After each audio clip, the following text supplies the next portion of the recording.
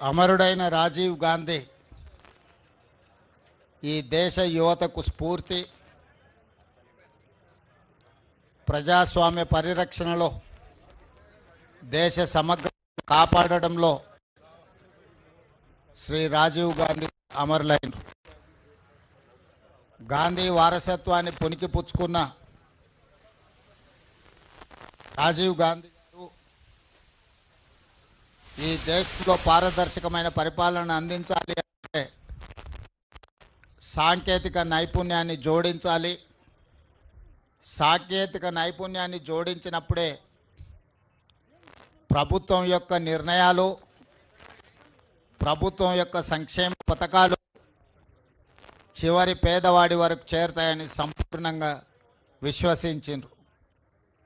అదేవిధంగా దేశ భవిష్యత్తును నిర్ణయించడంలో 21 సంవత్సరాల ఓటు హక్కును 18 సంవత్సరాలకు తగ్గించడం ద్వారా కళాశాలలో చదువుకుంటున్న విద్యార్థులు శాసనసభ్యులను, పార్లమెంట్ సభ్యులను ఎన్నుకోవడానికి ఈరోజు పునాదులు వేసిండ్రు.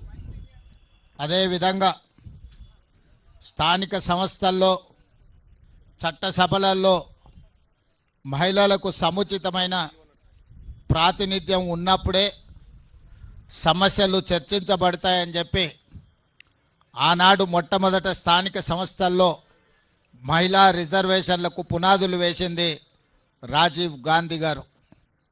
ఈరోజు ఈ దేశంలో కంప్యూటర్, అదేవిధంగా టెలికాం యుగం ఈరోజు ప్రపంచంతో పోటీ పడుతున్నామంటే సిలికాన్ వ్యాలీలో భారతీయులే సిలికాన్ వ్యాలీని నడుపుతున్నారంటే ముఖ్యంగా తెలుగు రాష్ట్రాల నుంచి వచ్చిన ఐటీ నిపుణులు ఈరోజు సుసంపన్నమైన అమెరికా దేశాన్ని, ఆ దేశ ఆర్థిక వ్యవస్థను శాసించగలుగుతున్నారు అని అంటే ఈ దేశానికి కంప్యూటర్ను పరిచయం చేసింది రాజీవ్ గాంధీ గారు.